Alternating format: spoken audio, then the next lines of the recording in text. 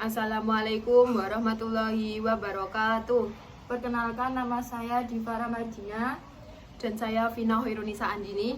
Kami dari kelas 12 MIPA 2. Di sini kami akan menjelaskan tentang perkembangan politik dan ekonomi masa pemerintahan Presiden B.J. Habibie. Masa pemerintahan Presiden B.J. Habibie. Pada tanggal 21 Mei 1998, Presiden Soeharto menyerahkan kekuasaannya kepada Wakil Presiden B.J. Habibie. B.J. Habibie memegang jabatan sebagai Presiden Indonesia tidak begitu lama, hanya 1 tahun 5 bulan. Oleh karena itu, B.J. Habibie menjabat di antara masa Orde Baru dan Reformasi. Masa pemerintahannya dianggap sebagai pemerintahan transisi. Walaupun demikian, banyak kebijakan dan prestasi yang ditorehkan oleh Presiden transisi tersebut untuk menjalankan roda pemerintahan. Tanggal 22 Mei 1998 dibentuklah Kabinet Reformasi. Pada masa pemerintahannya, pemerintahan Presiden Habibie dihadapkan oleh 5 isu besar, antara lain sebagai berikut. A. Masa depan reformasi. B. Masa depan ABRI. C. Masa depan daerah yang ingin memisahkan diri dari NKRI. D. Masa depan Soeharto, keluarga, kekayaan, serta kroni-kroninya. E. Masa depan perekonomian dan kesejahteraan rakyat. Guna menghadapi 5 isu besar di atas, pemerintahan B.J. Habibie mengeluarkan beberapa kebijakan sebagai berikut. A. Kebijakan bidang politik. Beberapa kebijakan politik yang diambil oleh Presiden B.J. Habibie antara lain sebagai berikut. 1. Mengganti 5 paket undang-undang politik masa Orde Baru. 5 undang-undang politik yang dibentuk oleh pemerintah Orde Baru dianggap tidak demokratis. Presiden B.J. Habibie mengganti kelima undang-undang tersebut dengan 3 undang-undang baru yang lebih demokratis. Undang-undang tersebut antara lain sebagai berikut. A. Undang-Undang Nomor 2 Tahun 1999 tentang partai politik berisi pemberian kebebasan kepada rakyat untuk menyalurkan aspirasinya. Munculnya UU ini membuat bermunculnya partai-partai politik di Indonesia. B. UU Nomor 3 Tahun 1999 tentang pemilu berisi pelaksanaan pemilu dengan asas luber jurdil atau langsung, umum, bebas, rahasia, jujur, dan adil.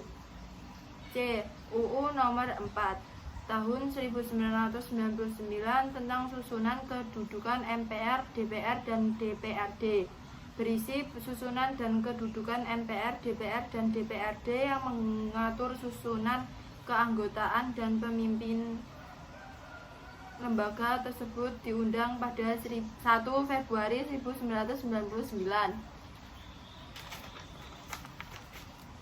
Selain itu, Presiden Habibie juga mencabut larangan pembentuk serikat-serikat buruh independen. 2. Menetapkan 12 ketetapan MPR tentang reformasi. Guna memenuhi tuntutan rakyat terhadap reformasi, Presiden B.J. Habibie menetapkan 12 ketetapan MPR sebagai berikut. A. TAP MPR 1998 tentang pokok-pokok reformasi pembangunan dalam rangka penyelamatan dan normalisasi kehidupan nasional sebagai haluan negara. B. TAP MPR 1988 tentang menyelenggarakan negara yang bersih dan bebas korupsi, kolusi, dan nepotisme. C. TAP MPR 1998 tentang pembatasan masa jabatan Presiden dan Wakil Presiden Republik Indonesia. TAP MPR 1988 tentang penyelenggaraan otonomi daerah. TAP MPR tentang politik ekonomi dalam rangka demokrasi ekonomi. TAP MPR 1988 tentang hak asasi manusia atau bisa disingkat dengan HAM. TAP MPR 1988 tentang perubahan dan tambahan atas TAP MPR tentang peraturan tata tertib MPR. H. TAP MPR tentang pemilihan umum. I. TAP MPR tentang referendum.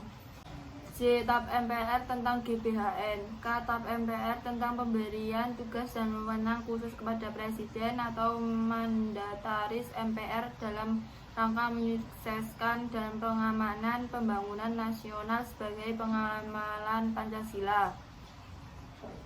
L. Tap MPR tentang pencabutan pedoman penghayatan dan pengamalan Pancasila. Selain itu, Presiden B.J. Habibie juga menetapkan 4 ketetapan MPR yang mencerminkan jawaban dari tuntutan reformasi, yaitu sebagai berikut. A. Tap MPR tentang pencabutan Tap MPR tentang referendum. B. Tap MPR tentang Pancasila sebagai asas tunggal. C. Tap MPR tentang Presiden mendapat mandat dari MPR untuk memiliki hak-hak dan kebijakan di luar batas perundang-undangan. D. Tap MPR tentang pembatasan masa jabatan Presiden dan Wakil Presiden maksimal hanya 2 kali periode. 3. Pencopotan dui fungsi ABRI. Pada masa Orde Baru, dui fungsi ABRI dimanfaatkan oleh pemerintahan Orde Baru sebagai tameng bagi kekuasaannya. Oleh sebab itu, Gerakan Reformasi menginginkan agar pemerintahan Habibie menghapus dui fungsi ABRI. Pada saat itu terdengar istilah ABRI kembali ke kandang. Artinya ABRI dikembalikan fungsinya sebagai penjaga kedaulatan negara.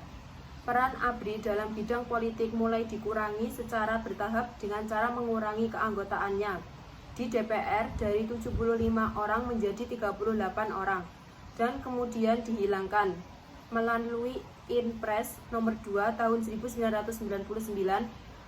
Dalam tubuh ABRI mulai dipisah menjadi 2 bagian, yakni TNI dan kepolisian. Mulai tanggal 5 Mei 1999, kepolisian mulai memisahkan diri dari tubuh ABRI. Istilah ABRI juga mulai dihilangkan dan diganti dengan istilah TNI, yang terdiri dari Angkatan Darat, Angkatan Laut, dan Angkatan Udara. 4. Pembebasan tahanan politik atau TAPOL.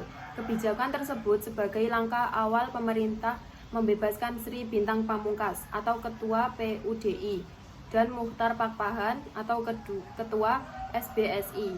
Lalu paket berikutnya, 5 orang lagi yaitu Nuku Sulaiman, pembuat stiker Soeharto dalam segala bencana SDSB, dan Andi Saputra, pencetak majalah Suara Independen. Tuntutan dan unjuk rasa agar seluruh Tapol dan Napol dibebaskan makin meruyak. Bahkan 2 hari sebelum Bintang dan Pakpahan bebas, di penjara Cipinang, Jakarta Timur diadakan selamatan atas kemenangan reformasi.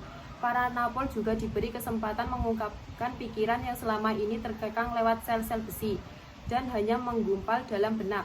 Namun ada satu kesamaan tuntutan: bebaskan seluruh Tapol dan Napol tanpa kecuali.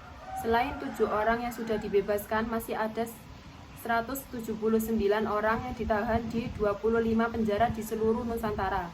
Selain itu, masih ada 8 orang yang ditahan di rumah tahanan militer dan 200 orang lebih yang ditahan dan belum diadili, antara lain menyangkut kasus Tanah Belanggungan. Jawa Timur, kasus Aceh Merdeka, Timur Timur, dan Irian Jaya. Di antara para narapidana politik itu, 13 orang yang terkait dalam G30S, 17 orang kasus Lampung, 2 diantaranya perempuan, Nur Hayati kasus Aceh Merdeka, dan Dita Indasari Ketua Umum PPBI atau kasus buruh di penjara perempuan Tangerang. C. Kebijakan reformasi hukum dan peradilan.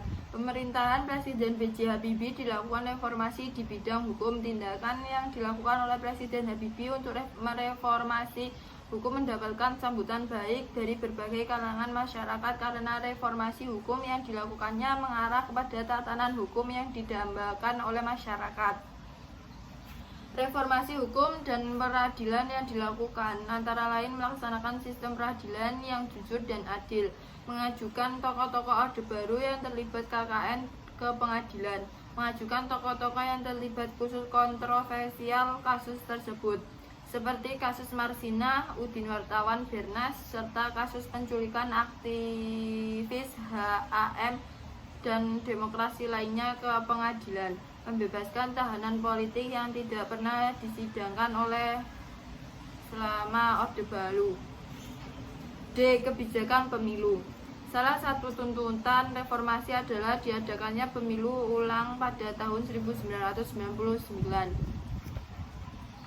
Pada pemilu tahun 1999 diikuti oleh 48 partai politik dengan menggunakan asas luber jurdil. Pelaksanaan pemilu 1999 dilaksanakan dengan damai dan demokratis tanpa adanya kerusuhan di daerah.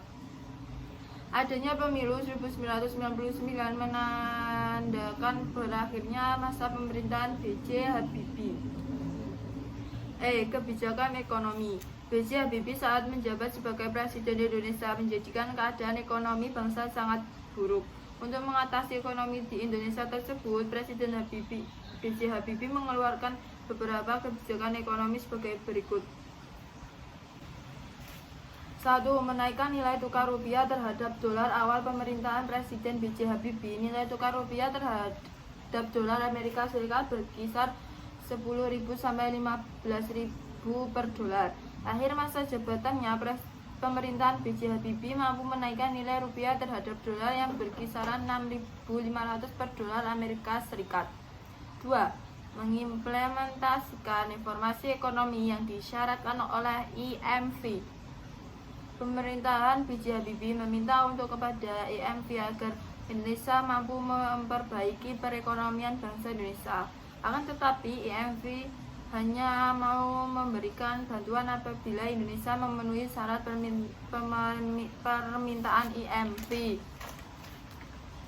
3. Pembentukan BPPN, Badan Penyehat Perbankan Indonesia. Awal masa reformasi perbankan Indonesia mengalami kesulitan keuangan. Pinjaman dari luar negeri belum dapat dicairkan. Guna mengatasi hal tersebut, pemerintahan B.J. Habibie membentuk BPN dan melikuidasi beberapa bank yang dianggap bermasalah. 4. Mengesahkan Undang-Undang Nomor 5 Tahun 1999 dan Undang-Undang Nomor 8 Tahun 1999. Undang-Undang Nomor 5 Tahun 1999 berisi tentang larangan praktik monopoli dan persaingan tidak sehat. Adapun Undang-Undang Nomor 8 Tahun 1999 mengenai masalah perlindungan konsumen. Salah satu kesalahan yang dinilai pihak oposisi terbesar setelah menjabat sebagai presiden adalah Presiden B.J. Habibie memperolehkan diadakannya referendum di Provinsi Timur Timur atau sekarang Timur Leste. Presiden Habibie mengajukan hal yang cukup menggemparkan publik saat itu, yaitu mengadakan jajak pendapat bagi warga Timur Timur untuk memilih merdeka atau masih tetap menjadi bagian dari Indonesia. Pada masa kepresidenannya, Timur Timur lepas dari Negara Kesatuan Republik Indonesia dan menjadi negara terpisah yang berdaulat pada tanggal 30 Agustus 1999. Lepasnya Timur Timur di satu sisi memang disesali oleh sebagian warga negara Indonesia. Namun di sisi lain membersihkan nama Indonesia yang sering tercemar oleh tuduhan pelanggaran HAM di Timur Timur. Kasus inilah yang mendorong pihak oposisi yang tidak puas dengan latar belakang Habibie semakin giat menjatuhkan Habibie. Upaya ini akhirnya berhasil dilakukan pada sidang umum 1999. Ia memutuskan tidak mencalonkan diri lagi setelah laporan pertanggungjawabannya ditolak oleh MPR. Program kerja B.J. Habibie: A. Kebijakan bidang politik. B. Kebijakan kebebasan mengeluarkan pendapat. C. Kebijakan reformasi hukum dan peradilan. D. Kebijakan pemilu. E. Kebijakan ekonomi. Pencapaiannya: kantongi 46 hak paten, pionir, pembuatan pesawat pertama Indonesia, pulihkan nilai rupiah usai krisis di bawah 7.000 per US dollar, Presiden Indonesia ketiga. Sekian dari kelompok kami. Wassalamualaikum warahmatullahi wabarakatuh.